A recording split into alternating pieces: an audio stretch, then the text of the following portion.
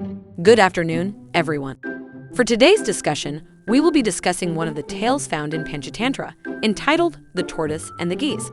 The Panchatantra is an ancient collection of animal fables told in 300 BCE by Vishnu Sharma. It is one of the most popular collections of animal-based fables with a lot of moral lessons. Before I begin the story, allow me to give you a short introduction. The tale, The Tortoise and the Geese, is found in the Panchatantra. This fable, like most fables, has various versions in diverse cultures. The story has been passed down through the generations and has been passed down through different cultures because it demonstrates the value of patience and silence. So, let us begin the story. Indian literature, Tortoise and the Geese. Once upon a time there lived beside a lake a tortoise and two geese who were great friends. Tortoise was quite nice and good.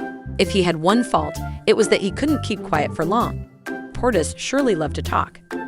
Sadly, after a few years a drought happened in that place, and it lasted for several months. All the rivers and tanks started drying up. People and animals were dying. Their friends had told them of a place which had plenty of food and water. Therefore, the geese decided to migrate to a new place. When they met the tortoise to bid farewell to him, the tortoise begged them not to leave him alone. The tortoise also wanted to move with them, but then he couldn't fly. The geese said, "Dear friend, even we do not want to leave you behind in this hour of need. But unlike you, we cannot sustain without food and water for too long. Our friends tell us of another place which has plenty of food and water. If you could fly, you could come with us too. But what about me?" cried Tortoise when he came to know of this plan. "You guys can fly, I can't. Surely you can't just leave me here alone. Why, even if the pond becomes full, how can I stay alone? Who would I talk to?" And for this the tortoise really worked hard to convince them. Finally, the geese agreed. After some more discussion, they arrived at a plan. They told the tortoise, "You have very strong jaws. We have thought of a plan, but it is very risky. You will have to do exactly what we tell you. If you fail to follow our instructions, you will die." The tortoise agreed. They held at the ends of the stick with their beaks and asked the tortoise to hold the stick with his mouth at the center. The only condition was that the tortoise should not speak or it would fall from the stick to instant doom. The geese were worried because they knew that Tortoise was very talkative and it was difficult for him to keep his mouth shut. The tortoise got the logic and promised not to open his mouth during the entire journey. The journey thus started. The geese flew up, carrying the tortoise with them. They flew over hills and fields and a village. But as they flew high, some onlookers saw them. The people of the town were surprised to see such a strange scene.